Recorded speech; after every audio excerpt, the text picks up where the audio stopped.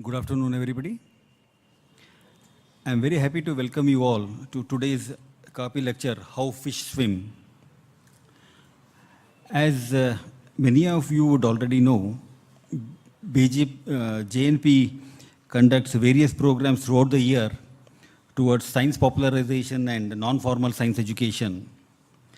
And summer vacation is the time when we have many programs going on here. We organize several workshops for students from primary school up to undergraduate level. This year, we have several new programs. I'll take just 2 minutes to tell you about these programs. We have a workshop called Astrocomputing, where students use software to do projects on motion of celestial objects. We have another workshop called Fun with Science, where students are shown demonstrations and they do hands-on activities. We have 2 one-day workshops on prime numbers and on science of toys. And we also have daytime astronomy workshops, zero shadow day workshop, and many more. We have a few workshops for general public also, elderly people. It is fundamentals of astronomy, principles of Indian astronomy, and a telescope assembly workshop. Details of all these programs are available on our website, taralaya.org. Today, we have a very distinguished scientist, Professor Jaywant Arakeri, to tell us how fish swim. For us at Planetarium, he is very special. Many of you may be aware that we have science exhibitions called Science in Action twice every year, and these have been going on since last 25 years. Professor Jaywant Arakeri had contributed experiments like salt oscillator, thermochromism, and many more for our very first science exhibition. Those experiments were very well received, much appreciated by students. Again, he inaugurated our 25th year Science in Action in 2018. So we are very happy that he has come here today. A hearty welcome to you, sir.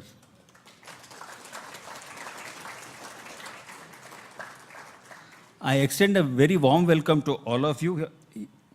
I request Professor Ajit to speak few words about ICTS. Thank you.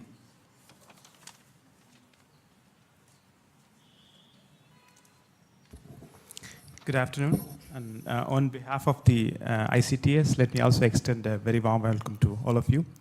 I'm standing in for Professor Rajesh Kovakumar, our director, who usually say a couple of words about ICTS at these lectures. I know that most of you are regulars at this KAAPI series, so I won't take much more time.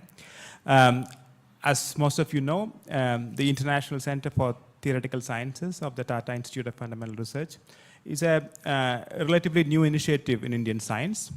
It has a 3-pronged mandate. Its core mandate is to do high-quality in-house research in theoretical and mathematical sciences, and we do have a number of small but very distinguished groups who do extremely interesting work in different aspects of physics, theoretical biology, and mathematics. Our second core mission is to be a hub for the international scientific community as well as the Indian scientific community, to be a place for germinating ideas, start new programs, chart out new research directions, etc., through a number of programs. And ICTS runs a number of programs for the scientific community throughout the year, which includes workshops, discussion meetings, and a number of pedagogical schools in winter as well as in summer. Our third mandate is to help the dissemination of research into the wider scientific community as well as the spread of scientific temper through a number of outreach activities. And the KAAPI with Curiosity is our flagship outreach activity. And we are very fortunate to have our partner, which is the Jawaharlal Nehru Planetarium at Bangalore, And we are very grateful for the Planetarium for being a co-host of these very special lecture series. The latest in this repertoire of our outreach activities is the MAC circles. In the coming weeks, you would hear more about this, which is the new initiative to, to basically organize students and young people who are interested in mathematics, excited about mathematics, by forming small circles of them. And currently, we are looking for educators and teachers to be part of these math circles, and you will later see an email flashed on the screen. And if you're an educator and who are interested in contributing to these math circles, please write to this email, which will be flashed later. So without any further delay, let me ask Professor Rukmini De to introduce the speaker of the day. Thank you very much. Hello, everyone. It's a privilege and an honor to introduce Professor Jaywant Arakeri today, who is the speaker today. Professor Arakeri is in the Faculty of Mechanical Engineering Department, the Center for Product Design and Manufacture at the Indian Institute of Science. All his education has been in aeronautical engineering, BTech in IIT Madras, ME in IISc, and PhD at Caltech. His research is primarily focused on the fundamental understanding of various phenomena in fluid mechanics. Some of the questions being addressed in his lab relate to the role of turbulence in condensation and droplet growth in clouds, flows around flexible surfaces like fishtails and heart valves, instability of unsteady flows, including those with curvature, like those found in arteries, heat and moisture loss from soils and leaves. So today he'll be talking about how fish swim. I would like to extend a warm welcome to Professor Jaywant Arakeri, and I would like to invite the director of JN Planetarium to hand him a memento.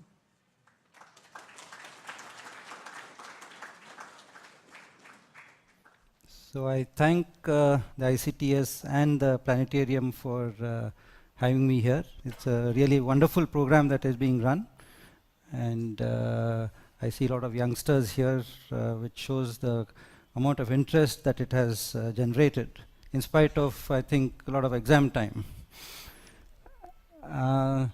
So I hope I can keep it at a popular level, and all of us have seen fish. You can see in the tank there.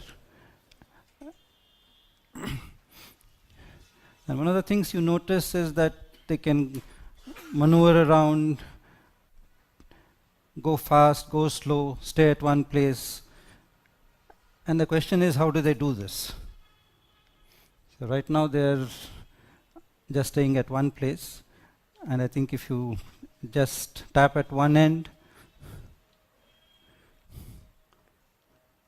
and you can see that they accelerate really fast. And the one thing to notice is that the bodies are highly flexible.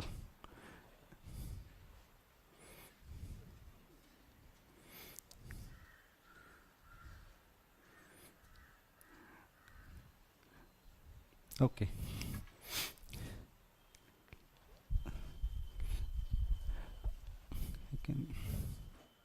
So, as all of you know that fish and in general other aquatic animals come in a real wide variety of shapes, sizes, speeds, etc.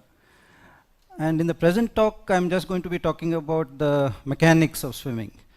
I hope no one will ask me any questions on biology. I stopped learning about biology after 10th class, so I barely know the difference between a whale and a shark.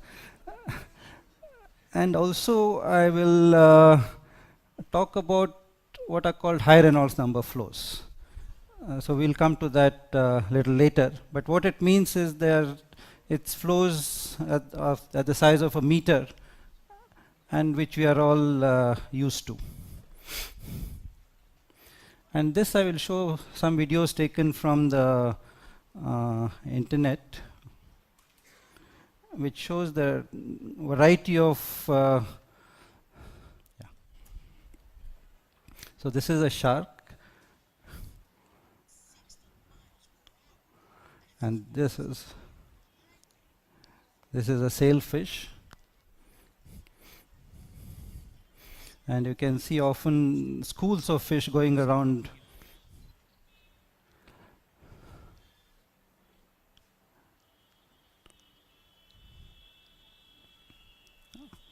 This is a whale.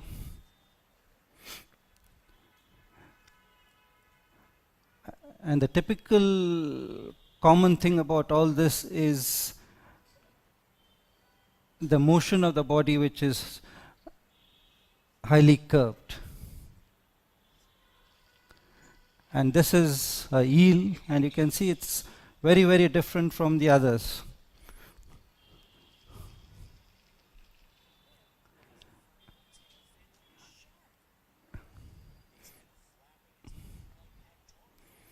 So you get a whole variety of motions of the tail, of the body.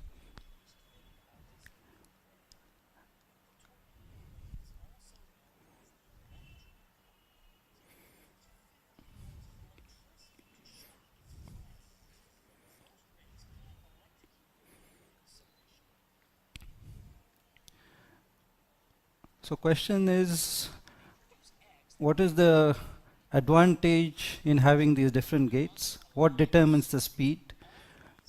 And you can see this one is like it's like in a flying motion, but going through water.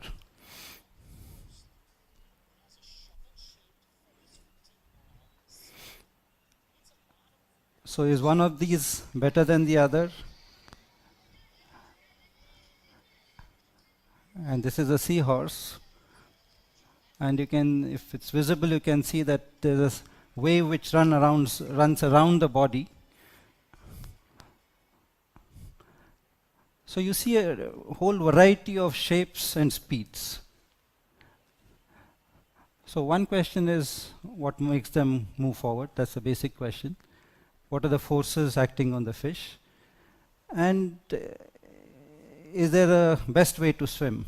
And the question is, what is best, right? And one particular question, especially relevant for long distance swimming, is how much energy is spent there. So how efficient these are, especially in relation to other underwater vehicles which are man-made. So fish are, of course, what you might think of as self-propelling bodies. That is, they're just moving about any body that propels itself forward. Like one is a fish walking forward, bird flying, a plane, automobile. So all these are self-propelling bodies. Okay. And what is common with all these is you need some force. Supposing you walk around like this, you have to apply a force to move forward. And at the same time, you are spending some energy. And of course, one important parameter is how fast one moves, and how much energy is required to move forward.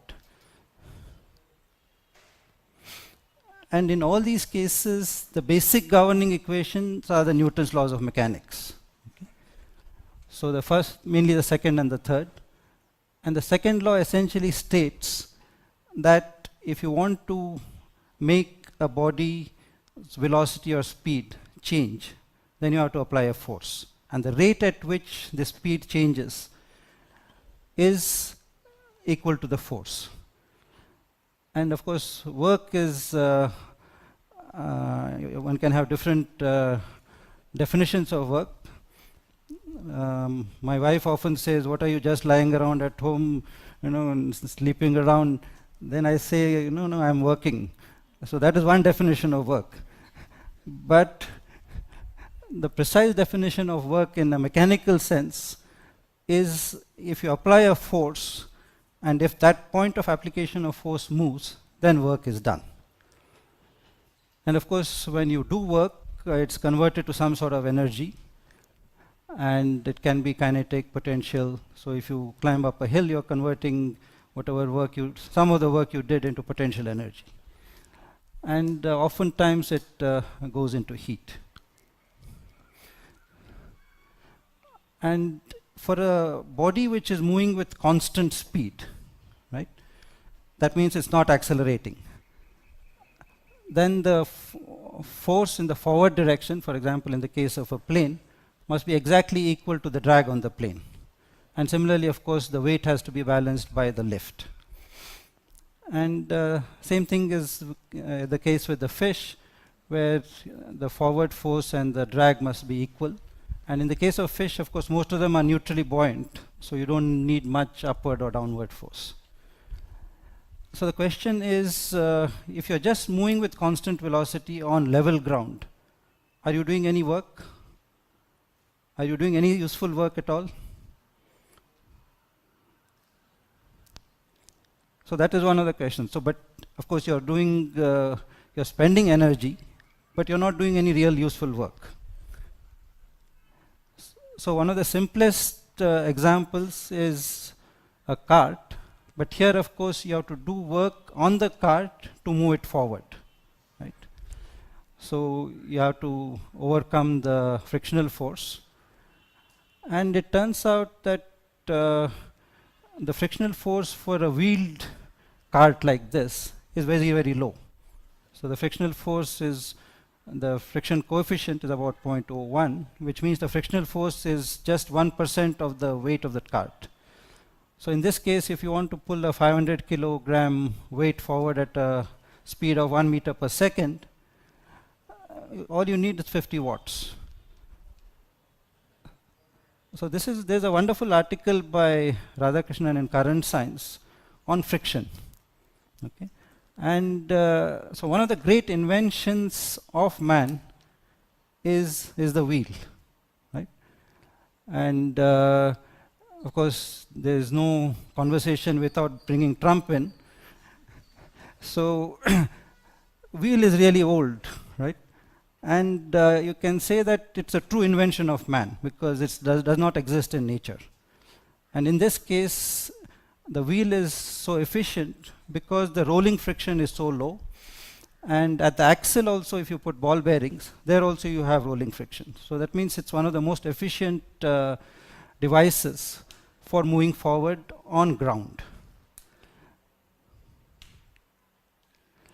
So now you take the example of a bicycle. So if the bicycle is moving forward, you have a frictional force on the front wheel, on the rear wheel. And what is the direction of the frictional force on the front and rear wheel?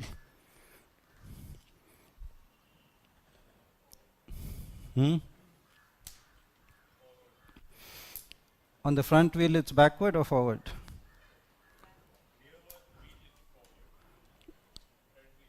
Backward, right.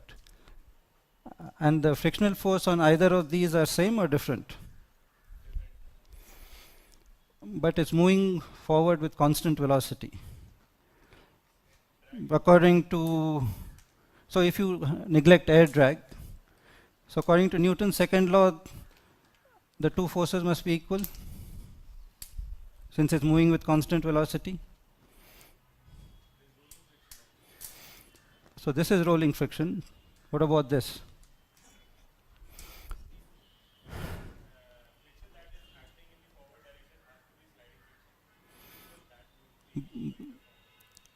But both are rolling.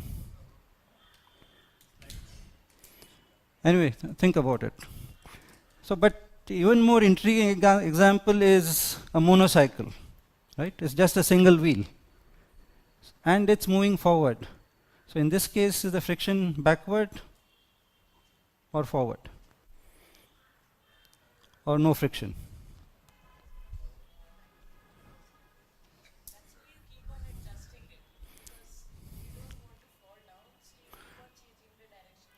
But if you are a very good rider and you can balance well and you are moving with constant speed,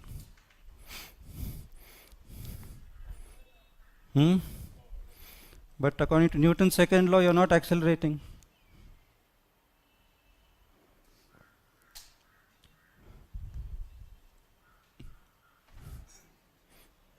So anyway, this is a question you can think about. But still you're doing work, right? So where is that work going?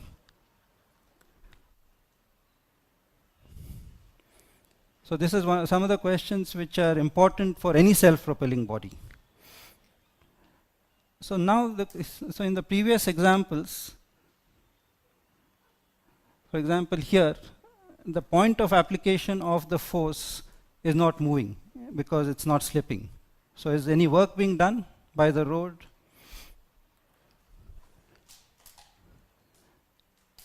And if you put the same cycle on a treadmill, is it same in terms of the work being done? And people, of course, a lot of people here must be exercising on the treadmill because they don't like the Bangalore roads outside. But question is, if you're running on a treadmill at say a few kilometers per hour, are you doing the same amount of work as you would do if you're running on road? Because the belt is powered here. Is the belt pushing your feet forward, or you're pushing the belt backward?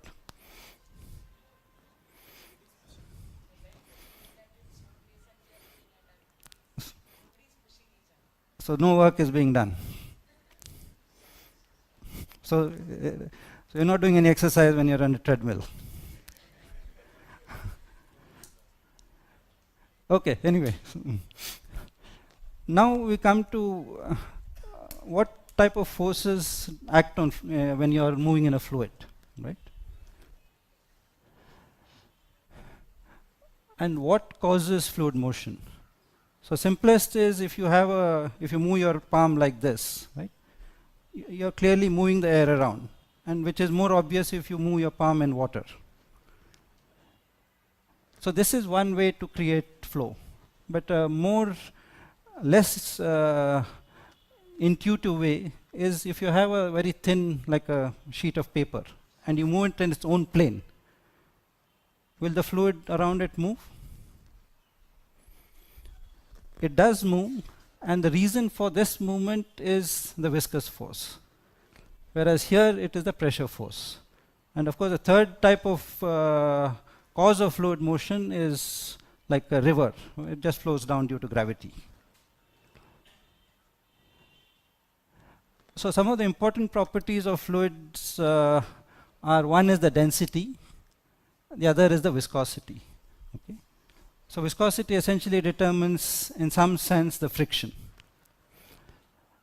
And there are two types of definitions of viscosity. One is what is called the dynamic viscosity, and the other is the kinematic viscosity, where you divide this dynamic viscosity by the density. Okay? So the thing to remember is that water is 1,000 times more dense than air, and it is 50 times more viscous than air. Right?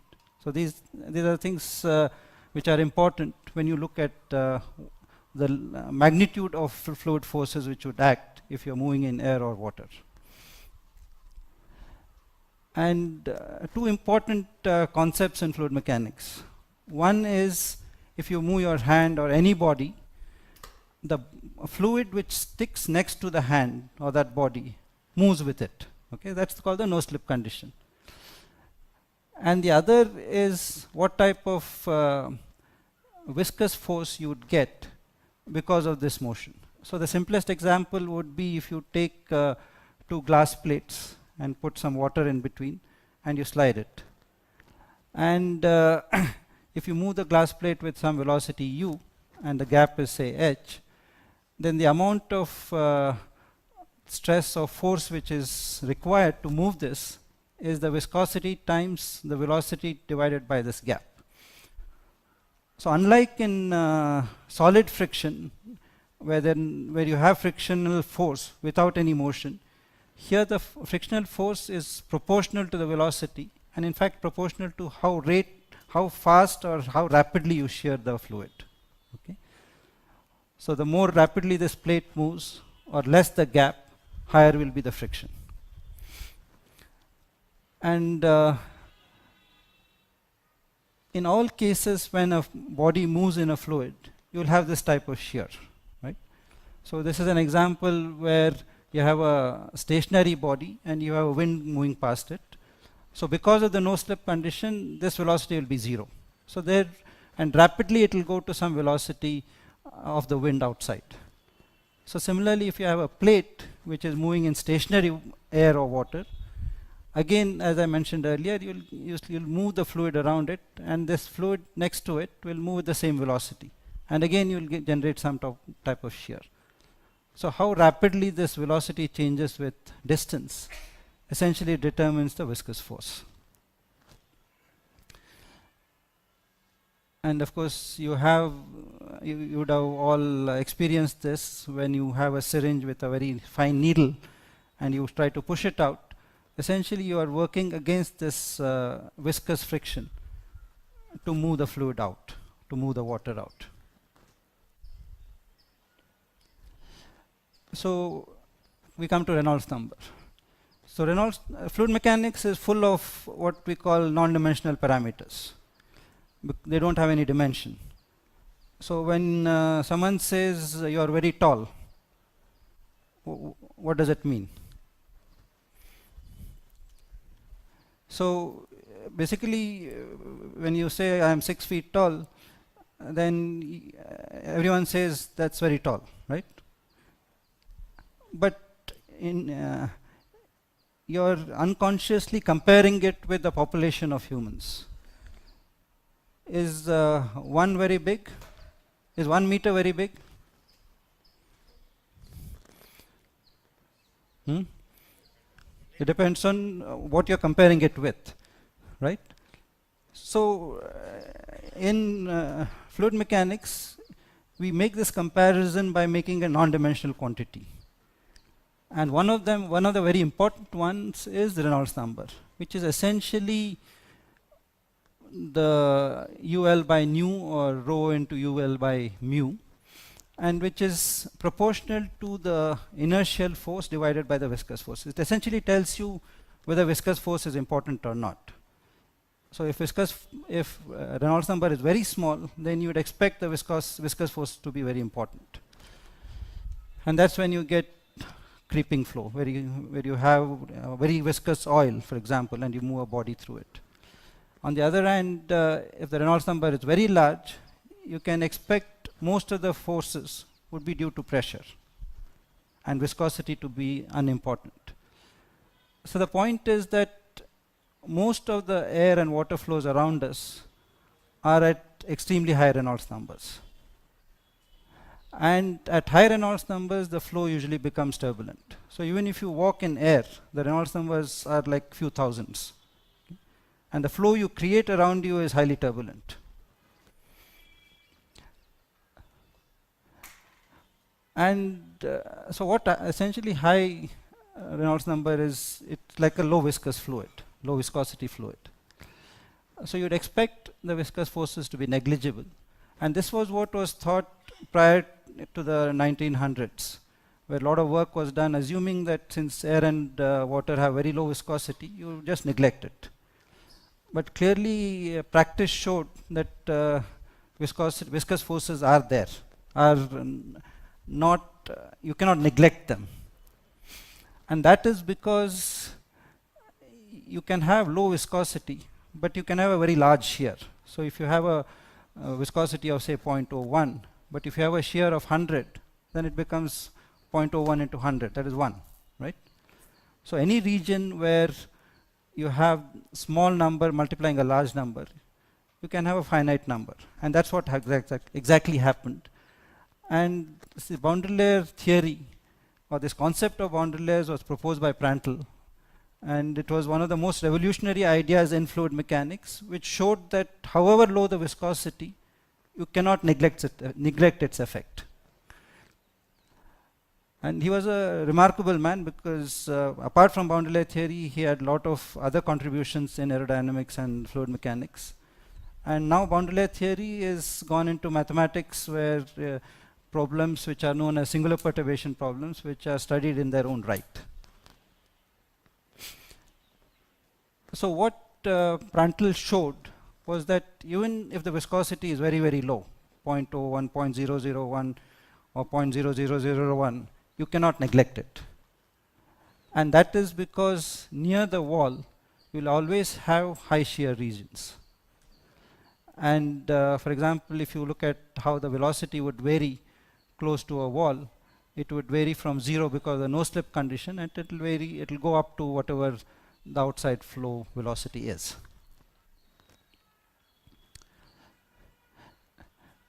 And boundary layers always do not go around the surface. They can separate. And usually that separation is not good. Okay? Any fluid mechanical design where you have separation is not a good design, generally. So if you take the simplest body, that is a very thin plate around which you have flow, that is flow around a flat plate. So again, because of the no slip boundary condition, it will vary like this.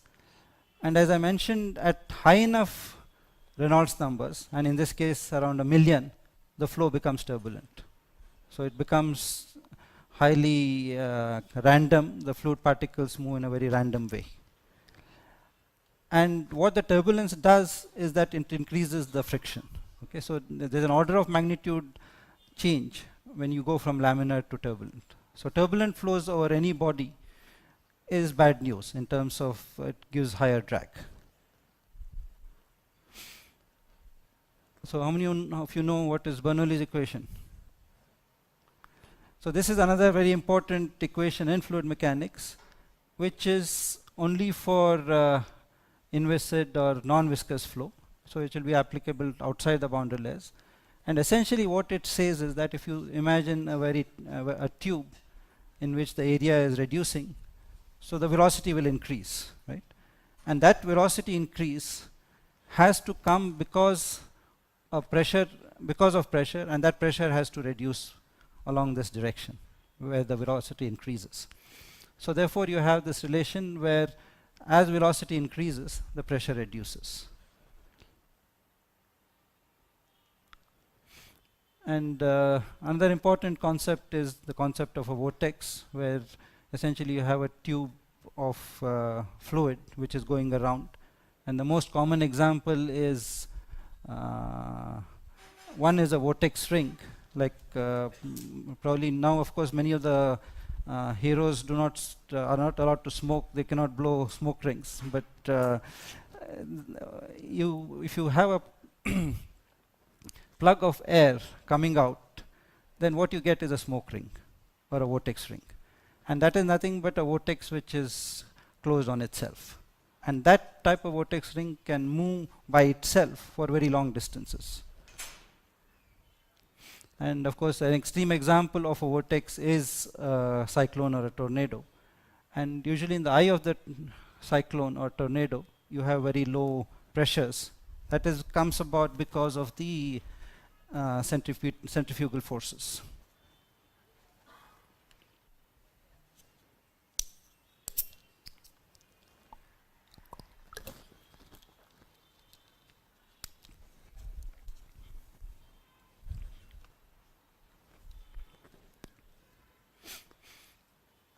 So there are two main types of forces on a body.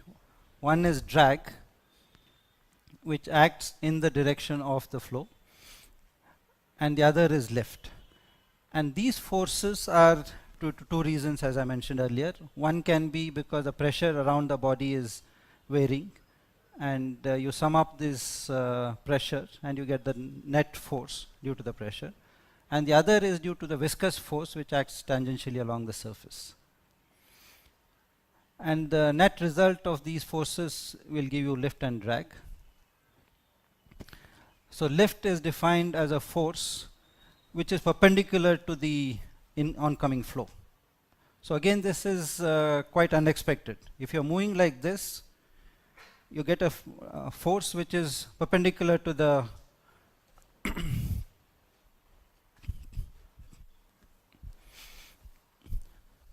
so classic a simple airfoil looks like this, right? And if you have a stream which is coming like this, you'll get a drag force and a lift force. And you'll get what is known as pressure drag due to the pressure, and the skin friction or viscous drag due to the tangential viscous stress. And so you have this concept of streamlined and bluff bodies. A streamlined body is one which has very low drag, and typically the thickness to length ratio is of the order of 5 to 10. Okay? So 20% of the thickness. Whereas a bluff body is like a cricket ball, where the two dimensions are of the order of the are of the same order. That is, thickness to length ratio is of the order of 1. Okay? So in this case, most of the drag force is due to the skin friction, and here most of the drag is due to the pressure. And drag is often written in terms of this drag coefficient. So you have drag coefficient multiplied by density times velocity squared into some reference area. Right? Typically at higher Reynolds numbers, the drag coefficient essentially depends on the shape of the body, and it doesn't depend so much on the viscosity. So a streamlined body typically has a drag coefficient of 0.01, whereas a bluff body has a drag coefficient of 1. So are we streamlined or bluff? Bluff. So if you're standing in a wind which is say 50 kilometers per hour, you can easily estimate what type of force you get by assuming CD equal to 1. You multiply by the density of air, the velocity squared, and into the area of your projected area. Okay. Whereas if it's a streamlined body, it will be 1/100th of that. So now we come to airfoil. I've shown some pictures earlier. So I can call this the wheel of flying and swimming, because it is so important. It is there everywhere. And the reason why it is there everywhere, it is because it produces extremely high lift and experiences very low drag. Right? And the characteristics of airfoils, at least for subsonic flows, is that they have a rounded edge and a sharp trailing edge. So both these are important to have low drag. And the reason why you get lift is because of the Bernoulli effect. Essentially, the velocity increases as you go around the top, and because the velocity increases, you get a low pressure, and because you get a low pressure, you get a lift. And unlike the wheel, the airfoil was invented long back by nature. So birds, insects, all have this airfoil shape.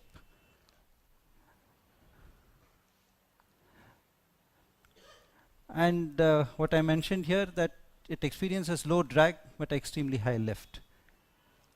And what does the lift depend on? It depends on the lift coefficient times the velocity times area, velocity squared times area, and of course density is always there. So as the angle of attack increases, the lift increases. So this is what is used in aircraft, right? So if you consider an aircraft wing, which is like this, so it is generating lift upwards. It has to support the weight of the aircraft. So the lift has to be equal to the weight of all the people, the baggage, everything. And supposing you're going at cruising speeds, then your velocity is high, right? And so you need a lower lift coefficient. So at when you are going at high speeds, the angle of attack will be small, and it will be going like this. But when you come to land or when you are going to take off, the amount of lift you require is still the same, right? It has to still hold that weight. And the only way you can do that is by increasing the angle of attack. Okay? So you go towards this region. But if you go too far away, then there is stall, which means there is a sudden loss of lift and also a sudden increase in drag. Right? So during takeoff and landing, besides increasing the angle of attack, you also have these flaps which you would have probably seen coming out. So that is partly increases the area, it also increases the CL, or the lift coefficient. But it's under dangerous circumstances in some sense, because you're very close to stall. And many of the most difficult operations are during takeoff and landing. And if supposing there's a sudden change in wind, then it can easily go into instantaneously a high angle, and it can go to stall easily. And of course, all of us have experienced turbulence in the air, and that is nothing but the turbulent air which is changing the angle of attack around the plane, and that leads to the plane moving up and down. So the point here is that this airfoil is such a remarkable device that it allows heavier than air flying machines, essentially. And this is what I was telling you, that this is just before stall, and just increase the angle a little bit, then the float separates and you lose lift. And a flat plate is not a good airfoil. I mentioned that you need a blunt trailing edge and a sharp leading, a blunt leading edge and a sharp trailing edge. So if you have a flat plate like this, it will generate lift, but it will generate a lot of drag as well. But many insects, of course, have very sharp plates, but they are operating at low Reynolds numbers, in which case the separation bubble actually forms like an airfoil.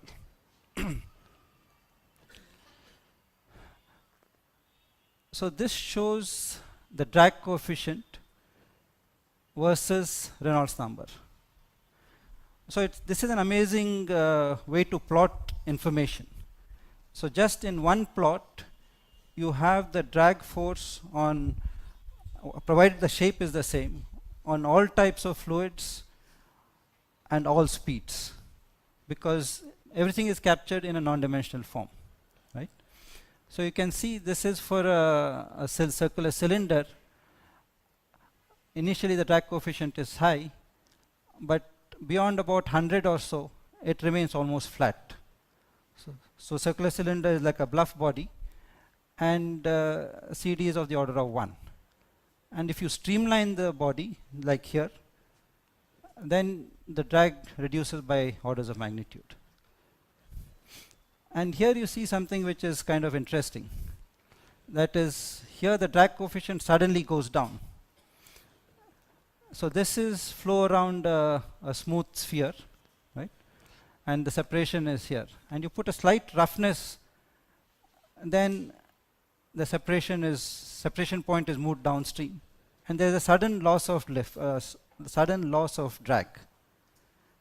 And this is what is used by bowlers, and in fact the dimples on a golf ball is precisely this. You induce turbulence such that the wake becomes smaller. And similarly the cricket fast seam bowlers shine the ball on one side and keep it rough on the other. And of course some people apply Vaseline as well.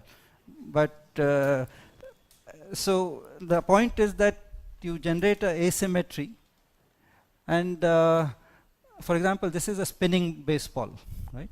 So it's spinning like this, and you can see here it separates at this point, whereas here it separates at a different point.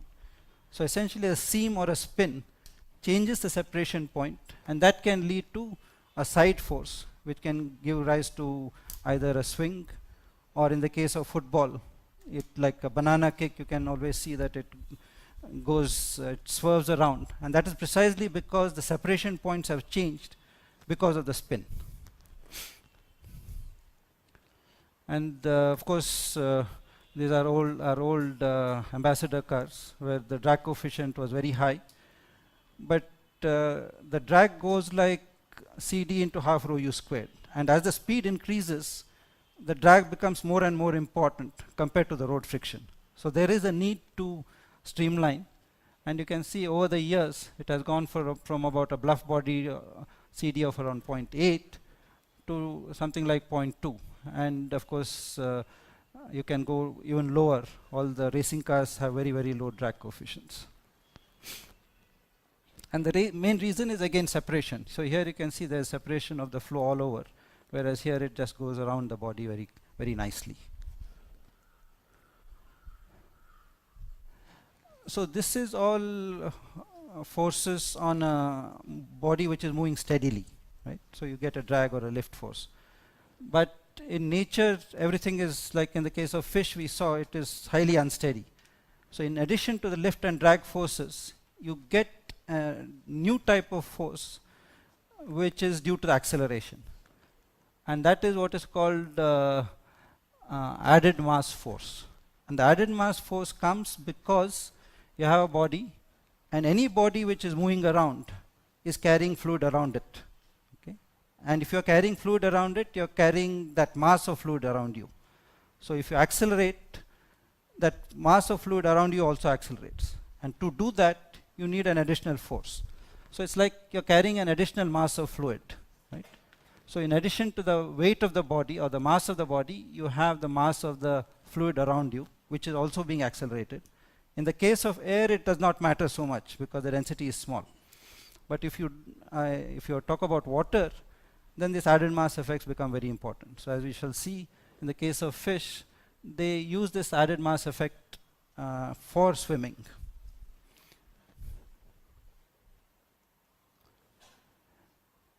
So we talked about Reynolds number, right? And I was telling you that both air and water have very low viscosity in some sense. Of course, in air and water also you can get very low Reynolds numbers. If you have a micron size particle, then the Reynolds number will be very small.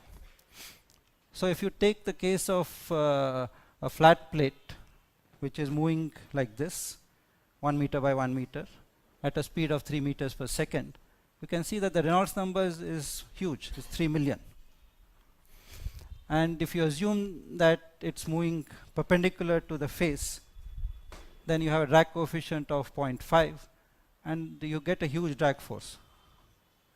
Whereas if you make this plate parallel to the flow, then the drag coefficient is 0.01, and it reduces by 100 times. And power goes like u cubed. Okay? So cube of the velocity. And in air, for the same velocity, the Reynolds number is much smaller, but it's still quite high. So that's the reason why I was saying in both air and water, you get extremely high Reynolds numbers. For example, the flow due to the fan here will have maybe a Reynolds number of few 100,000. Okay?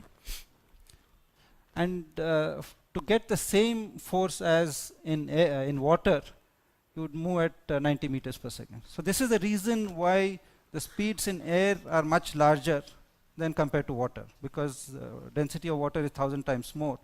So the drag force, which goes like density, is 1,000 times more. Okay. So I will, and it's very easy to see the type of phenomenon which I just described in using very simple experiments. In fact, Prandtl's observation of boundary layer, or the growth, the birth of the boundary layer theory, was with such very simple experiments. So this is just a tub filled with water, and on top of that we have aluminum flakes, and you just move a scale. So you can see all the separation flow, the formation of vortices, and if you move the scale along its own direction, plane, then you can see that very, very little disturbance created. And of course, if you use an airfoil, and so you can see that each time it moves, you create vortices and a lot of disturbance all around. So each time you move, the force which you feel is not only the drag force, but also that what I said, added mass force if you're moving it unsteadily. So these are experiments which can be done very easily at home. So now we come to fish swimming. And some of the interest which developed in fish swimming came out of a study by Gray, where he said that dolphins do not have enough muscle power to move at the speeds you observe them to be moving at. Okay. He said it's about estimated power, it should be about 7 times more. Okay. And to this day it is still a controversial subject, because for one thing we don't know how much power is required and how to measure that power. Okay, so all these are based on estimates. So till today people are writing papers on the Gray's paradox. But anyway, it generated a lot of interest, and of course it's a very interesting topic in itself. So earlier I showed you the variety of fish swimming, the different shapes, and you can see that all these have very streamlined bodies, and they have these fins which have the shape of airfoils or wings. And of course the turtle is a very slow swimmer, so just moving the paddle is enough to make it swim forward. And many fish have a variety of fins, and some of them are used for stabilization, some of them are used for turning, some of them are used for propulsion. But the main one is the caudal fin, which is generally the one which is used for moving forward. So this one shows computational simulation of a fish which is moving in water. And you can see many things here. So one is these boundary layers are always surrounding the body, so they're not separating. And also you have this wake behind. And this one is where you have a water tunnel where the water is flowing, and you put a fish and make the fish swim steadily. That is, you have a constant flow of water, constant velocity here, and the fish, as you shall see, is swimming. And you can see that the whole body is moving. Okay. And the other thing to notice is that as you go from the head to the tail, the amplitude of oscillation increases. But so clearly this is very different from what you have in the case of, for example, an aircraft. The aircraft body is fixed and you have a jet engine which moves it forward. But here the whole body is moving forward and moving about and generating force. And which part of the body is generating forward force, which part of the body is generating drag or rearward force is not very clear.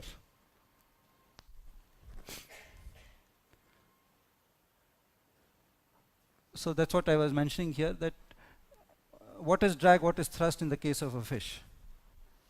Because the whole body is moving forward and the net force on the fish is 0. So at each point in time, if it's moving forward with constant velocity, the two forces have to balance. But it's not clear whether this is producing thrust or this is producing thrust or drag or whatever. In the case of some type of fish which I'll show, the differentiation between, the demarcation between thrust and drag is more clear. So people, as I mentioned, most of the fish have streamlined bodies. So the drag coefficients would be expected to be low, of the order of, so if this is a drag coefficient of a plate, which is of the order of 0.01. And so these are the drag coefficients of fish which are not swimming. Okay. So clearly a fish which is swimming, you cannot measure the drag force, because it is, in general, if it's moving with constant speed, the force on it will be 0. So when they say drag coefficient on a fish, it is essentially the one which is not swimming. You just tow the fish body and measure the force on that. So if you visualize the flow, you'll see this type of wake, and we've done some experiments with a foil which has a rigid trailing edge, but most fish have tails which are flexible. Okay? And you can see that the effect of flexibility is huge in that it changes the wake substantially. And it doesn't take too much to make things move forward. Okay? So this is a very simple experiment where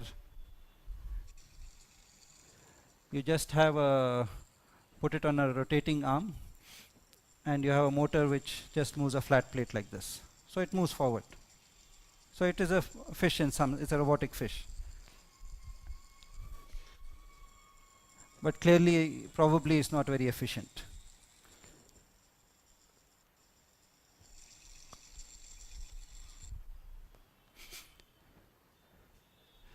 So people have categorized the different kinds or different modes of swimming, and it's basically based on body movement. So we saw in the video earlier that you have this eel swimming, and this is called anguilliform, where the whole body is moving laterally, okay? And it's moving like a water snake. And on the other end, you have what is called thaniform motion, where most of the body is not moving much laterally, like in the case of a shark, and the tail is one which is having the maximum lateral motion. Okay? And the question is, clearly the forces generated in this type of swimming will be very different from here. So this was an experiment done by Gray long back, the same Gray, and this is for anguilliform, and what he found was that there is a wave which moves from head to the tail, and that is the wave which makes it propel forward. Okay? And the velocity of that wave is greater than the swimming velocity of the fish. Okay? That is a requirement for it to move forward. And this is essentially explained by what I had earlier mentioned as the added mass effect. Okay, so you have, for example, if you look at this portion here, the tail is accelerating, and so because of that, the fluid around it is accelerating, and because of that, you have a force which is generated forward, and that is for propulsion. But again, the question remains that there must be some part of the body which is experiencing drag and some part which is experiencing thrust. And this shows that the added mass effect is largest near the tail. Okay. On the other hand, the thaniform mode of swimming is like a shark, and many of the high-speed swimmers have this mode of propulsion. And there it is essentially like this airfoil. It's essentially a lift-based propulsion. And if you have the airfoil in the right position, right angle, as for example the tail is moving this way and you have a forward velocity, and the net or the relative velocity will be in this direction, and that will lead to a force which is in the forward direction, which is the thrust direction. Okay? And you can imagine that as the fish moves forward, this whole tail is moving up and down, and changing the angle of attack by the right amount such that you don't get stall, and you get the thrust which will propel it forward. Okay. So these are in some sense the two extreme examples of fish swimming, and this would be very similar to a body which has a propeller. So in the propeller also, the thrust force is essentially generated by a wing type of or an airfoil cross section which is moving around, and causing thrust. And if you look at the tail motion in this case, in the case of thunniform, the head doesn't move much, but relative to the body, this is how the tail would move. And of course, the effect of added mass here also cannot be really neglected. So that is one of the questions, even in the case of a shark swimming. You have, of course, the thrust due to the airfoil effect, or the lift generated thrust. But in addition to that, it's constantly accelerating and decelerating. So that force due to the added mass cannot be really neglected. So we've seen that many fish tails are highly flexible. How flexible should they be? What is the right amount of flexibility or right amount of stiffness? So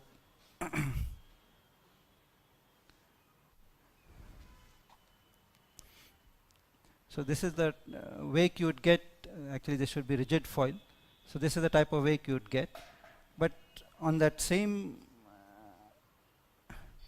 airfoil, if you put a flexible tail, then you can see that it flexes a lot. And if, for example, if this tail was much more flexible, then of course it would flex even more. So the question is, how much stiffness is best for this type of propulsion?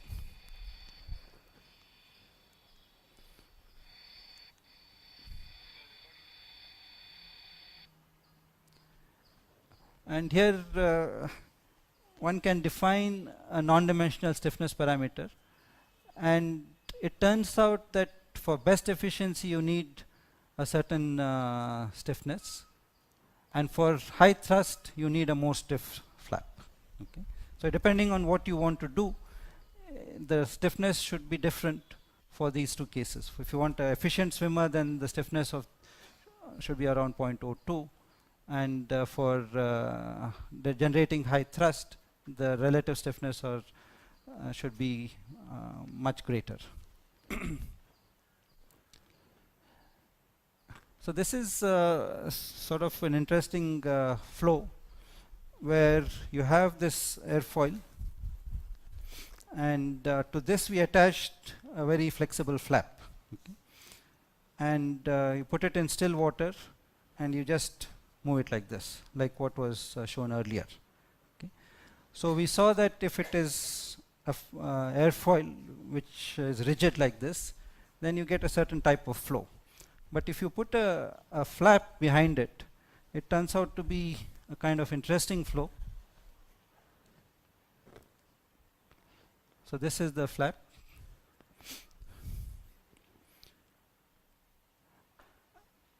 And you can see that you get a very nice jet flow behind this flexible flap, okay,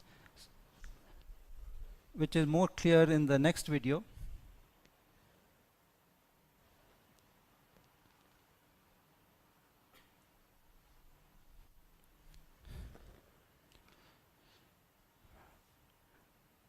So this is in still water, and you have just the airfoil and with a flexible flap, and you are generating this nice jet.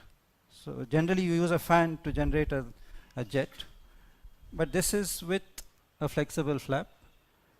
And one of my what I want to do, or one of my dreams, is to make a fan which is not like this, but with an airfoil going from that end to this end, and you have a cloth below. Just like the old kings and queens had, these people, you know. And one of the advantages of that is that you get nice air all in the whole room, which much less noise. Okay, so that is something for some of you to try.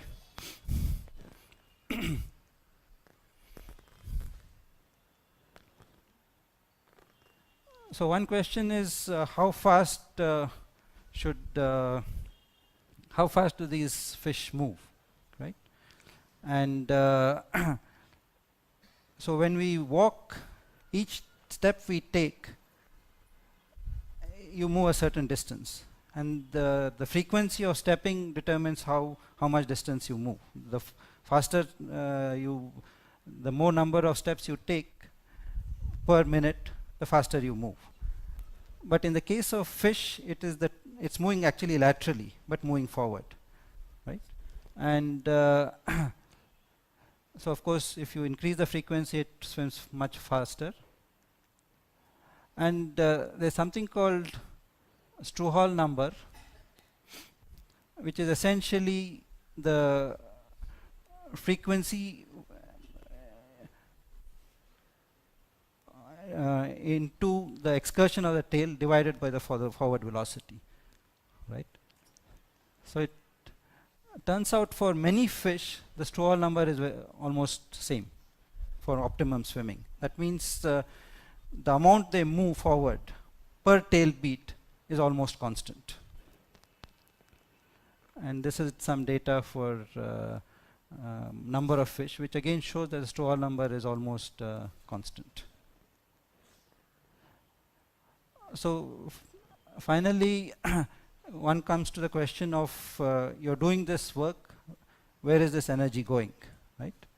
And in the case of walking or like bicycling, it's not clear where the energy is going, but of course it's going into heat finally somewhere. But in the case of fish, there's a definite wake which is created. There's a definite signature. And so for example, if you have a body which is moving forward, you create a wake where you drag the fluid along.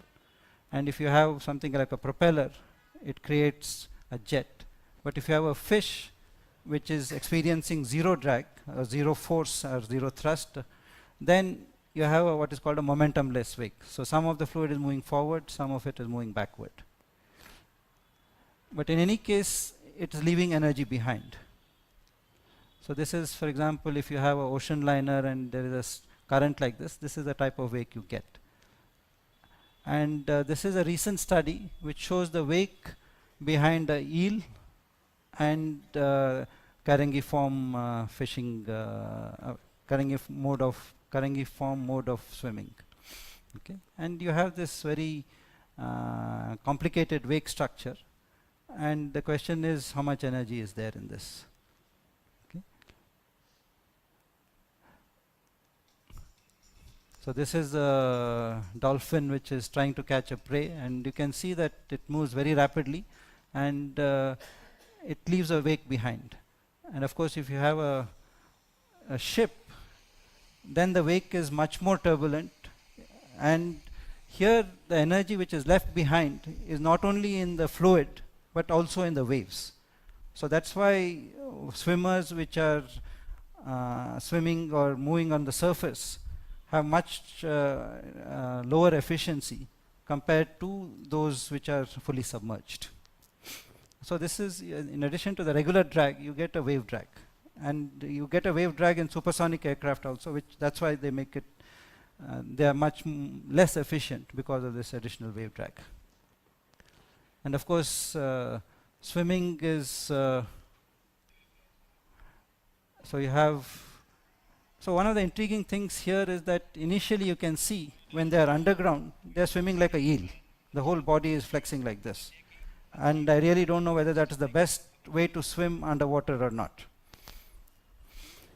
And of course, if you have a fishing like this, so in fact, I remember myself, in fact, my niece is sitting here, Naina, who tried to teach me swimming, and I was either going down or just staying at one place, and then one time she told me that Kaka, you're moving backward. And I told her, let's you do it. But in any case, what I'm trying to show here is that swimming takes a lot of effort because you're leaving a lot of energy behind. And a good swimmer would leave less energy. And how do you measure this? There's something called cost of transportation, which is nothing but the power which you use to move it at a constant speed and multiply it by the weight of the body. Okay. And this is often used for comparing different modes of transportation, and it's not clear whether that's the best way to do it. And this is the cost of transportation for fish, and you can see as the body mass increases, you go to around values of around 0.3, 0.2. Okay. And however, if you compare for different types of transportation, okay, so you see that the most efficient transportation is the freight train. So you have and that comes again back to the rolling friction, which is very, very low. And freight trains move at a very low speed, so the air drag is unimportant. And here you have truck, grey whale of the same order. The jet airline, of course, is little higher, but of course it moves at a much higher speed, which is important also. But here you have, for example, swimmer swimming at freestyle. The cost of transportation is 1, which means that the amount of energy you spend to move, say, a distance of 100 meters is like as if you are climbing a 100-meter hill. So that is extremely inefficient. And so we did some work on trying to see what can be the most ideal swimmer, right? And if you have a cylinder like this and you are able to move each part of the surface in a certain way, that is, this part of the surface is 0 velocity and this part of the surface has twice the incoming velocity, it moves continuously from 0 to maximum to 0. So if you can build a belt like that, then it turns out that there is no wake. And that would be in some sense the ideal swimmer. But of course whether one can make it happen is a different question. And we came up with some what is called a different way to look at energy loss or cost of transportation or efficiency of swimming. Okay, and so one of the ways to get very, very high speeds in water is what is called a supercavitating torpedo, which the Russians have built, and where the whole torpedo is surrounded by vapor, which means that it is subject to very low drag, and only this front part has experiencing some force. And you can get very high forces of the order of very high velocities of the order of 400 kilometers per hour. Okay. So this is called a supercavitating torpedo. So this is an example of pulsed propulsion, which is a totally different way to propel.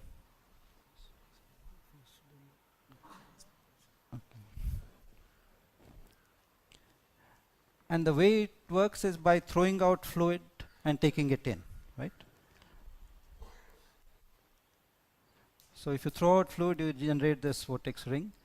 And if it is a flexible surface, oops,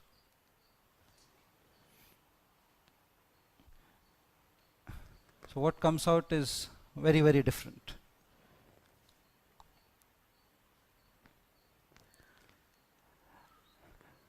So how many of you have seen this? So what is it called? A putt-putt boat, right?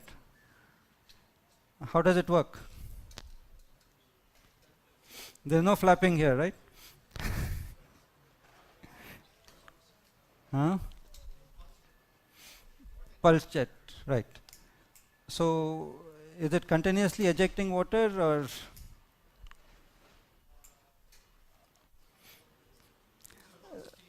because there is nothing stored inside? So of course it makes this sound. Is the sound important for the propulsion?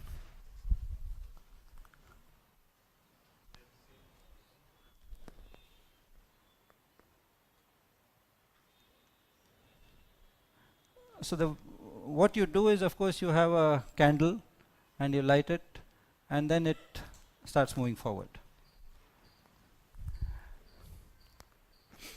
And if you look at it carefully, so what happens is during one half of the cycle, water is thrown out, and in the next half of the cycle, water is ingested.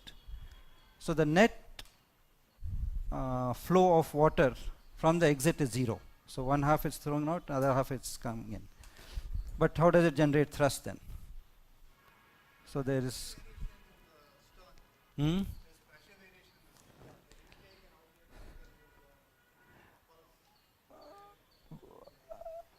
well, it turns out that the answer lies here. That is, if you have a flow where the flow is converging, then it sticks to the surface, but if it is diverging, then it separates.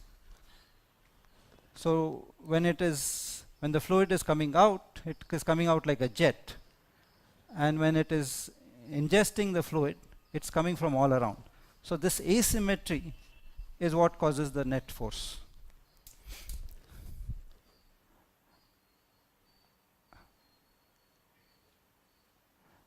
And you can show the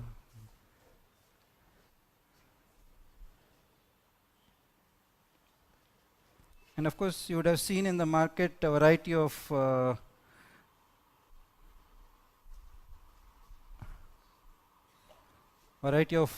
mechanical fish.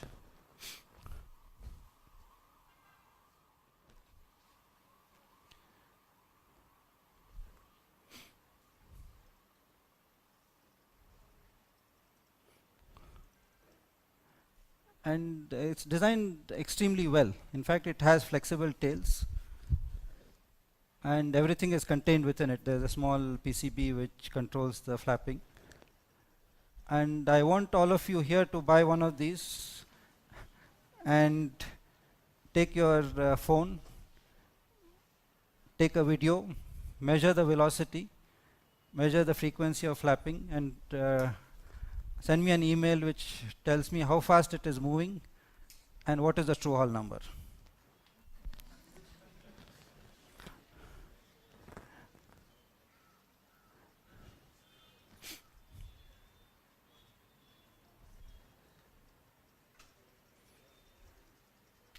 But it's a real challenge actually to make it neutrally buoyant.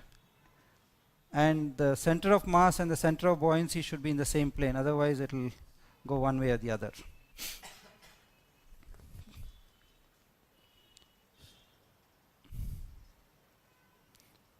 Okay, I'll show the yeah. I'll come back to the presentation.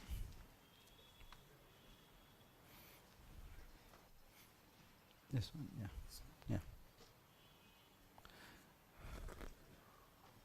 So this is something which is again related to putt-putt boat, but all of us experience all the time, and it's very important to our actually existence of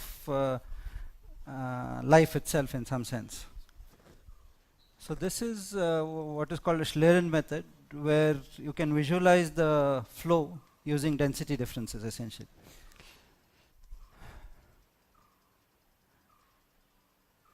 So she is breathing out, that is the ejection part of the putt-putt boat, and now she is breathing in, which you can't see. So the flow is coming out like a jet here, but when she is breathing in, of course, she is breathing in air from everywhere else.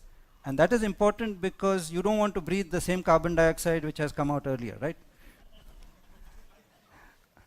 So the other thing is that this is very low velocities.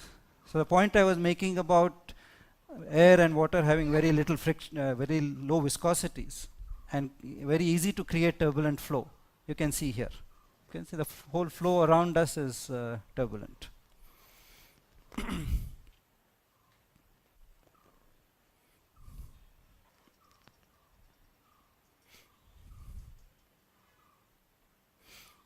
So this is taken by a professor in University of Pennsylvania named Gary Settles.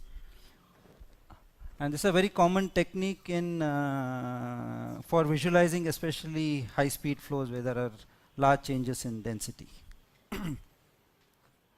So these are some of the references, and I also want to, of course, prime ministers and presidents have speech writers.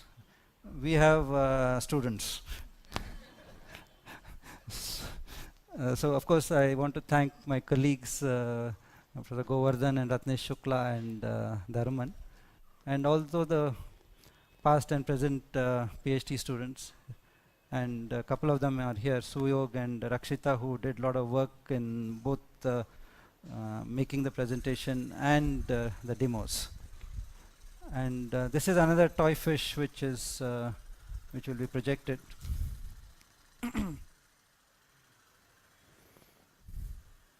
So this is the Pat-Pat boat.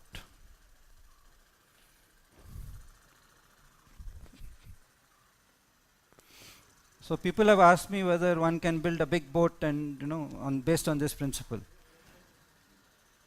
and whether it makes sense in terms of efficiency.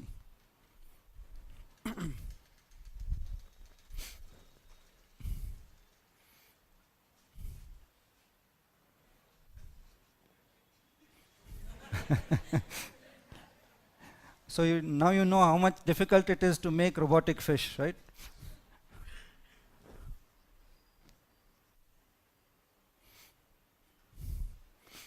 This is like a bad swimmer.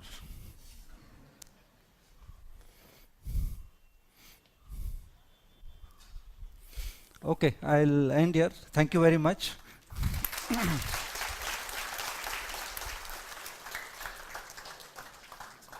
Yeah, sure. Thank you very much, Professor Arakeri, for this very interesting lecture and demonstration. The floor is open to questions now. If you have The whale is big. How do it swim? How does the whale swim? Because it's so big. Or what is the specific method, I guess? It swims almost like the shark. So mostly the tail moves back and forth like this. And that's what makes it. And the one difference between whale and shark is that in the case of whale, it moves up and down. In the case of shark, it moves back sideways. But other than that, there's not much difference. It doesn't matter whether you move like this or like this. Are you happy with the answer?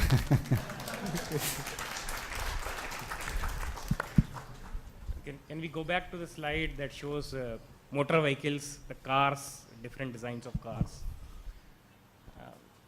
So the question is, the car design is changing over the time and is being more aerodynamic, that we call in normal language. Streamlining, yes. Yes, streamlining.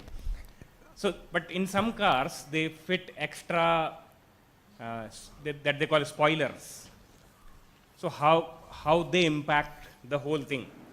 So the whole thing about reducing drag is to prevent or reduce separation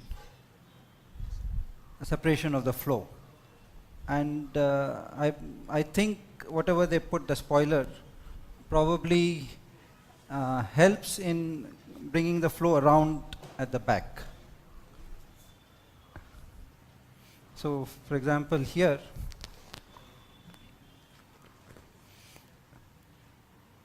here of course the flow is just separating at that point. But what you're talking about is putting a spoiler here, right? In some cars they put, in some cars they don't. So I just want to understand. I'm not sure whether it is for looks or for aerodynamics. Oh, okay. Fine. But if it has some purpose, the main thing would be to bring the flow around like this, so that it goes around the body of the car. Okay. Yeah. Thank you. I thought the spoiler on a car were essentially use of an aerofoil in the reverse direction so that it produces some weight and the wheels don't fly off. Yes, That is that the would idea. be. The spoiler is, as the name implies, produces a negative lift in the opposite direction. Spoilers are used in the aircraft to during landing to increase the drag and to Right. make your stopping Yes. distance smaller. The spoiler on a car is used because of the aerodynamics. The effective weight of the car reduces and it will lift off the wheels, and the spoiler gives a downward force to keep the wheels on the thing and keep the Okay, thing thank you. going for So stability. I think it provides the required downward force for traction.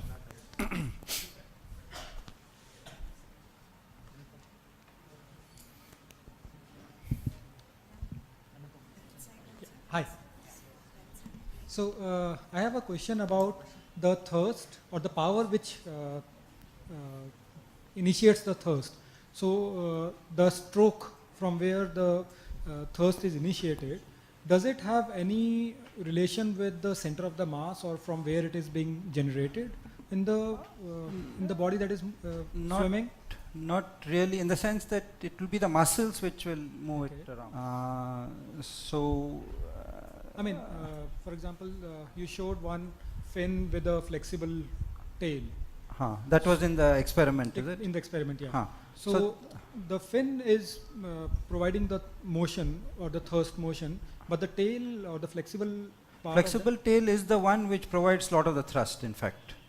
so the power is provided to the flexible part or the No, to the main airfoil, it's just moved around like this, okay. and that generates the thrust forward. But the thrust, as you said, is provided by the flexible part, not by the main. Mostly by the flexible part. So that's where the importance of the flexible tail comes in.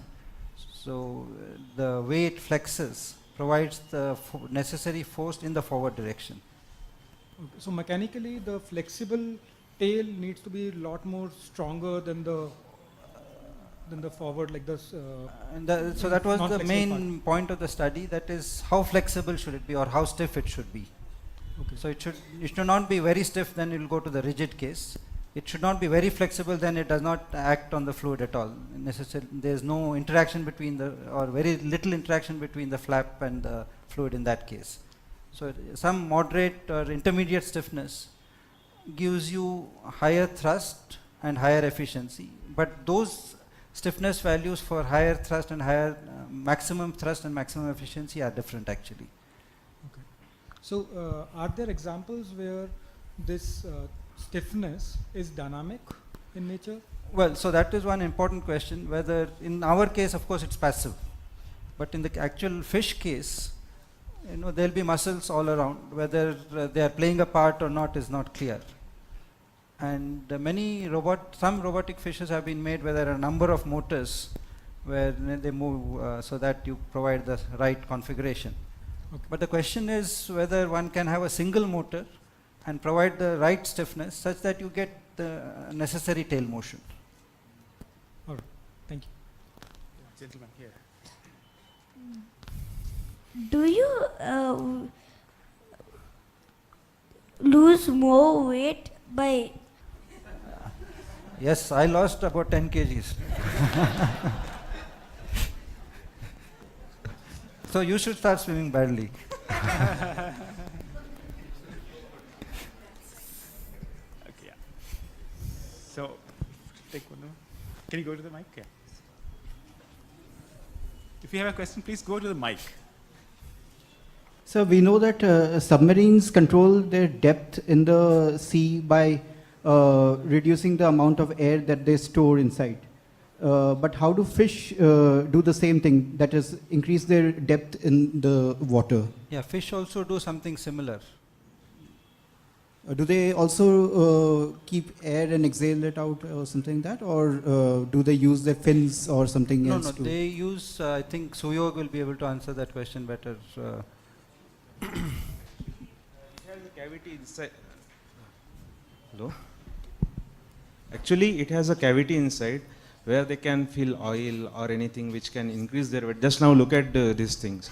So usually they are at the bottom side. If you want to come up, I'll just wait 1 minute.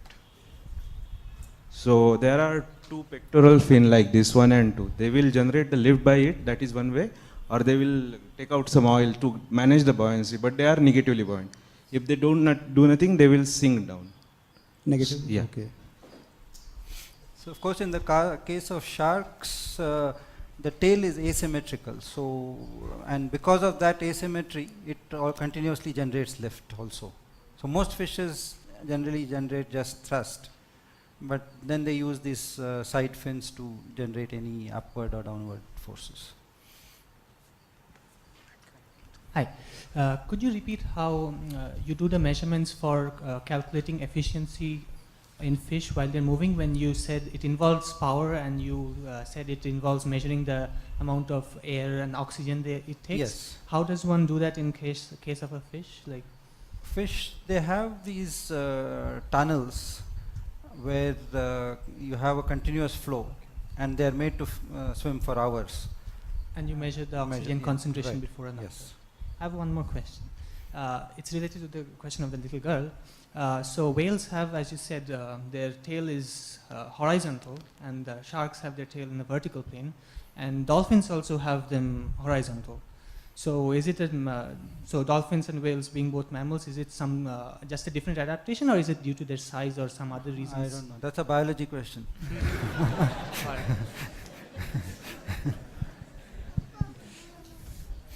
Good evening. So this tail frequency, is that a single frequency or multiple frequency? No, it is not. It's like if you want to move fast, you increase the frequency.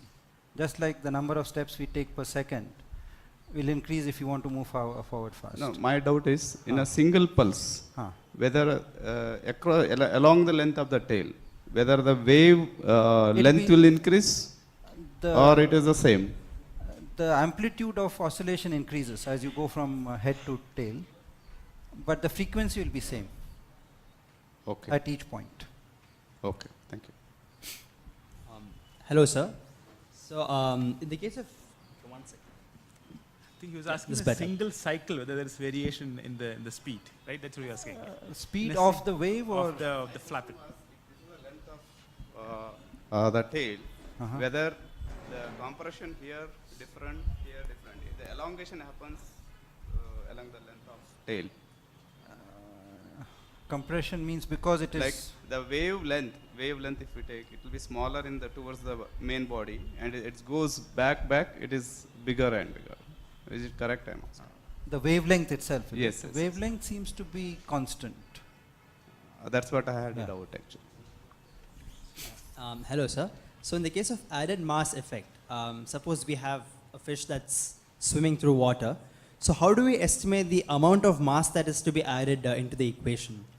Well, I mean, there are some very simple calculations one can do.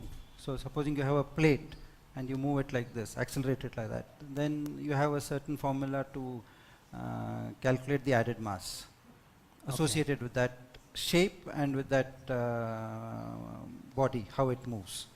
Okay, so but, see, that calculation is based on basically neglecting viscosity, and so of course here it's much more complicated.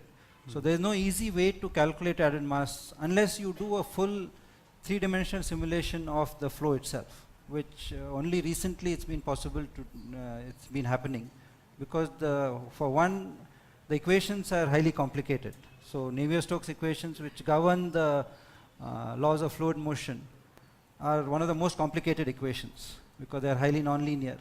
So even with the best computers, it becomes very difficult to compute even some very simple flows. So theoretically, there are hardly any solutions available for the Navier-Stokes equations. So one makes approximations like neglecting viscosity and then get some idea. So yeah, and fluid mechanics is, a lot of it has to, you have to understand the physics basically and come up with good approximations. So that's what Prandtl did, in fact. That was a major landmark because it allowed calculation of the drag and the lift on airplane-like bodies. So fluid mechanics is full of approximations where you make a judgment with what to neglect and what to keep. So in that case, is it possible to make an approximation on determining a boundary around the fish whose mass of fluid has to be considered? As I said, for example, if you put this bottle in water and you move it, so there will be some fluid around it which it moves, and that is the added mass. Okay. So depending on the shape, the added mass will change. But in the case of fish, of course, it's much more complicated because it's not like a rigid body which is moving. The whole thing is moving laterally, and different parts of the body are moving at different rates. Okay. Yeah, one more question. I don't know if it's a biology question or not, but I'll leave it up to you. If we take evolution in general, does it lead to better aerodynamics and better efficiency of fish and water animals swimming? See, that is one of the things. No, we all assume that they want to swim fast, they want to swim efficiently, but they really don't care. What difference does it make whether they go, at some speed or not? But evolutionary wise, it is important that they survive. And to survive, they need to eat, and they need to either kill or not be killed. So all these things sort of determine the different types of swimming which has developed. So you saw in the case of the dolphin, it was trying to chase the predator, and then of course it was moving very rapidly. So yeah, so it's not clear, like his question was whether one should be a bad swimmer. Bad swimmer is good because it's like good exercise. Thank you, sir.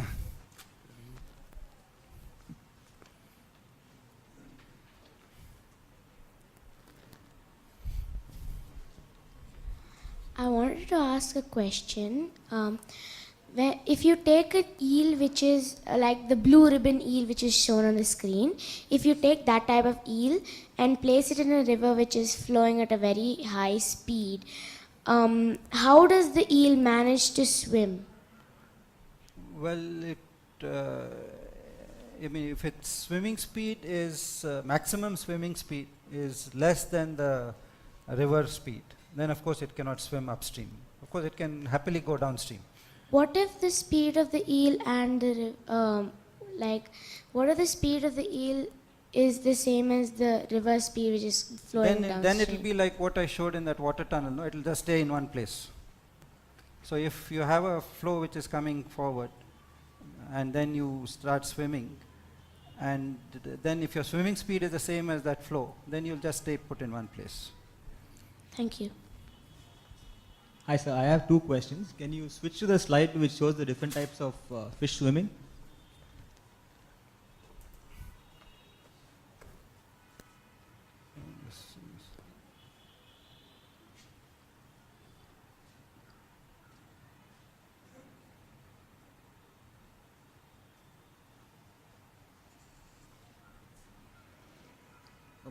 That's the slide.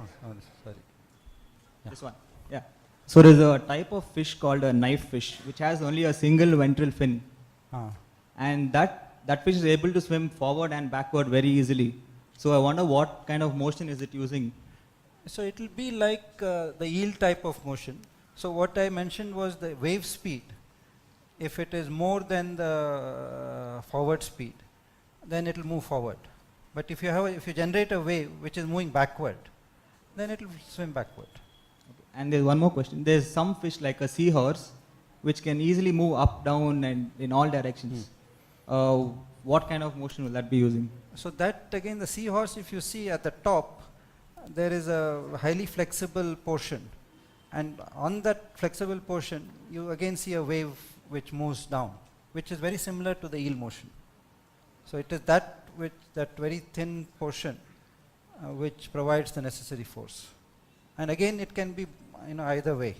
So it depends on which way the wave is moving. Thank you, sir. Hello, sir. So like in motion of mammals in normal surface, we have two kind of gaits. One is normal walking gait, and then suddenly when we want to shift after a certain speed threshold, we shift to running gait. So their mechanisms are different. So does similar kind of things happens for fish also? So for a small speed, there were some other mechanisms, and for a larger speed, they change into some other kind of gaits? I'm not really aware of it, if there is any change. I haven't come across whether there is, that's a good point, whether if there is a sudden change in speed, whether the gait itself changes. Yeah, I'm not sure. Okay, thank you. Hello, sir. Hi, thank you for the wonderful talk. So you mentioned about robotic fishes, right? So just we're curious about what is happening in the field of robotic fishes and what current stage of things are going on and what applications do you use them for, things like that. Well, there are some places where robotic fishes are being tried. One group in MIT which has been doing it for some time. They had what is called tuna robo or something like that, where they had, I mentioned, I think, the number of motors to provide that type of motion one observes in actual fish. Right. But that's very complicated. But so again, it's not clear why one would want to have a robotic fish, whether it's more efficient. So it's not clear whether a fish is more efficient than a propeller-driven vehicle. But one thing is clear, that fish are highly maneuverable. And the other important point for defense applications is people say that the wake of a fish may be quieter, so it's much harder to detect. So that is one reason one could use this. But to move around, it's not clear whether one should go with propellers or with fish-like motion. Thank you. Okay, thank you very much. And assuming that we have no further questions, let's break for coffee. But before we break, I wanted to announce the next month's KAAPI with Curiosity lecture. It would be by Professor Umesh Wagmare of the JNCASR, and he will speak about symmetry and the laws of nature. So this will be on Sunday, April the 14th. So hope to see most of you here, and have a good evening, and please join us for the coffee. Thank you.